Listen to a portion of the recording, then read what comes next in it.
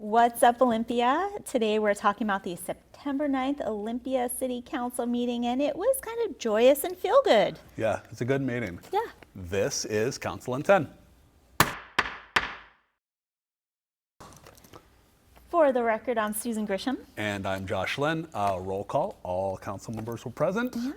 And a special announcement right up front. Yeah, so we had a special announcement from Fire Chief Matt Morris, who shared a story that kind of had us all on the edge of our seats a little bit, of bravery and heroism when last month a residential fire alarm turned into a life-threatening situation.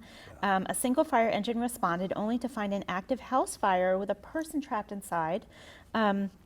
With backup still on the way, 2 firefighters entered the burning building alone, and in heavy smoke and zero visibility, they located the fire, extinguished it, and continued their search. And behind a closed door, they found the victim unconscious and unresponsive.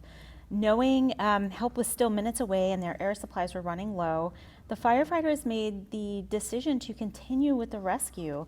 And just as they neared the exit, reinforcements arrived to assist, and the woman was safely removed and successfully resuscitated by paramedics on the scene and will go on to recover. Yeah, one of the coolest things I've seen in council. I think the only time I've seen a legit standing ovation. Yeah, immediately. The room was packed. Yeah. Super cool. The chief did a really good job of explaining the details of the situation. Like you do A or B, and all throughout this it was like choose the riskier thing to save the day. He said, risk a lot to save a lot. Yeah. And it was super cool. He said a couple things about OFD which have always rang true. OFD goes further, works harder, and does more. So just really proud moment for them. Really cool energy in the room. Yeah, it was a really the room was kind of emotional. Yeah. Again, the word joyous comes to mind. The room was packed with Olympia firefighters, some of their family members. And so the room was so abuzz that the mayor had to recess the meeting for 5 minutes so folks can spend some time celebrating. Yeah, literal goosebumps. Yeah, yeah, it was super cool. It was amazing. Yeah, go OFD. Yeah, woo. Then we moved on to special recognition, which we had 2 of last night. The first was a proclamation recognizing National Voter Registration Day, which Councilmember Green read. And Jack Mongan, who's an elections technician for Thurston County, accepted the proclamation and shared that Thurston County has over 200,000 registered voters, with Olympia leading the way at just over 38,000. Pretty cool. And last November, Olympia saw a remarkable 82.4% voter turnout. Good job, Olympia. A number that Jack says reflects our community's strong engagement with democracy. Yeah. He also emphasized how easy voter registration has become. Yeah. Same-day registration, online tools, and pre-registration for 16 and 17-year-olds. Yeah. Kind of neat. So council members praised the accessibility of the system, and they also discussed sort of the national efforts underway to restrict mail-in voting. But Mayor Payne reinforced that Washington's mail-in system is secure, state-regulated, and essential for broad civic participation. Yeah. So it was a good kind of reminder that Olympia is really, engaged with our democracy. Super engaged. Yeah, we know that. Yeah, we know that. Folks show up to our front door, and it's really kind of exciting to see that happen in our community. 82.4%, really impressive. Yeah. I say, where's the other 17.6? Yeah, where if are you're you? listening, let's register and vote. Yeah, let's go. Let's go 100. Yeah.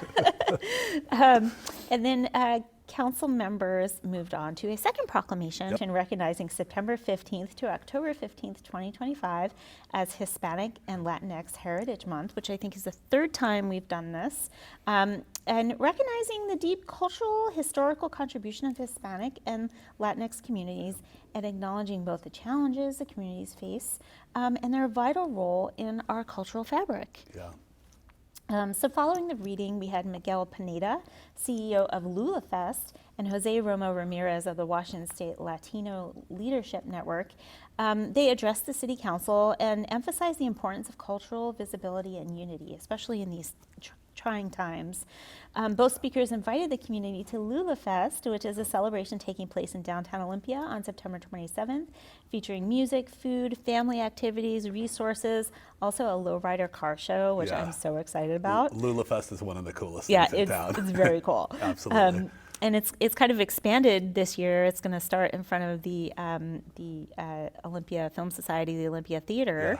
And I think they said something like, Miguel said, Yeah. don't worry about the location, you'll hear it. Yeah, which is so fantastic. Yeah, great promo for an event. So council members expressed their heartfelt appreciation and sharing some personal reflections and underscoring Olympia's ongoing commitment as a sanctuary city, defending human rights, celebrating our cultural diversity, and standing against systemic injustice. Yeah. It's another sort of feel-good thing, too, because it seemed like everyone in the room knew Miguel. Yes. Right? Yeah. He shows up and everyone knows him, and there's inside jokes. It's just a really fun one. Yeah, he's an incredible community leader. We're lucky to have folks like that in our Absolutely. community. Then after that, we moved on to public comment, just one public commenter. A consent calendar was approved, and then we got into other business. First up, seems like she's here every other week, but Stephanie Johnson, our arts program manager, was here to talk about another of our awesome arts programs, the Percival Plinth Project. Yeah. They were announcing the 2025 People's Choice winner. If you're not familiar with the program, if you've been at Percival Landing, you've seen these big stainless steel boxes called plinths. Yes. Hard to say sometimes.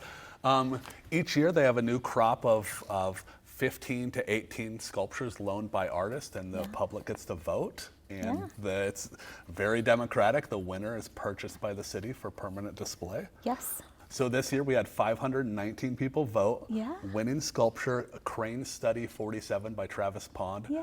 It's a big old bird. Yes, a big old bird. Sorry to our community members with bird blindness. You might not know, You duck, might not know eagle. a duck, It's eagle, actually a crane.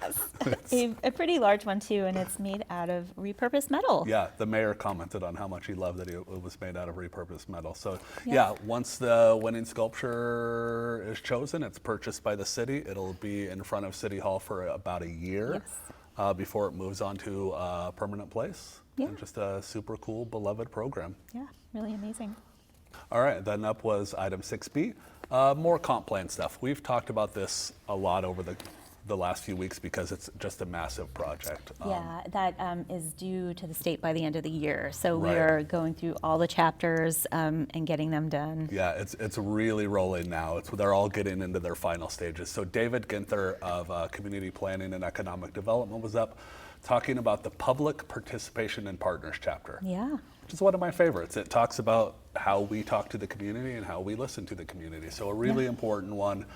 Again, it's been to council and been to the various advisory committees and groups numerous times to this point. This is just sort of the final check-in, sort of the speak now or forever hold your peace situation before it comes back later For final approval. acceptance, So, yeah.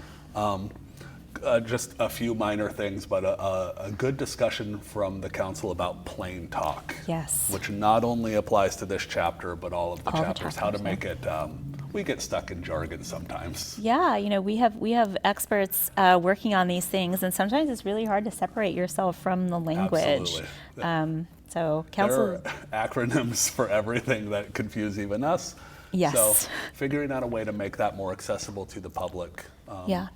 Staff are working on that, and I'm sure it'll be much more readable by the time it gets by the approved in time the whole December. package comes before council. So And then we got into reports. We sure did, and it's been a couple of weeks since they've met. So they had reports of a lot of events and activities going on in the community. It's been kind of a busy summer. Yeah, they all had a lot to talk about. Yes. If you're curious what they've been doing over the last 2 or 3 weeks, go watch Skip the to the end video. of the meeting. Yeah, absolutely. City Manager Bernie reported that, because we're getting into budget season, we have some pretty heavy agendas. We're going to have some long meetings in the near future. So we just wanted to, give everyone a heads up that we'll be buckling up for a fun budget season. He warned us to bring our pajamas and pillows. Exactly. They're going to be late nights. Exactly. We're going to have some late nights. Bring snacks. Yeah, exactly. And then the meeting adjourned at 8:04. Yeah. Boom. Boom. What kind of a fun meeting to come back after a break. It was a really good one. Yeah, Definitely. There's some really wonderful things happening in our community and some really great work happening. Yeah, lots of work, but lots of payoff. Yes, Yeah. indeed. Thank you for joining us if you're watching us live. You can stay tuned for a full replay of the entire council meeting we just discussed, or you can watch it in any of our other programming on demand anytime at olytv.com. And download the Oli TV app. It's really good. Best place to watch us. That's right. If you want to watch a council meeting live and in person, we're here most Tuesdays at 6 p.m. We'll save a seat for you. And with that, We're adjourned. Did we forget anything?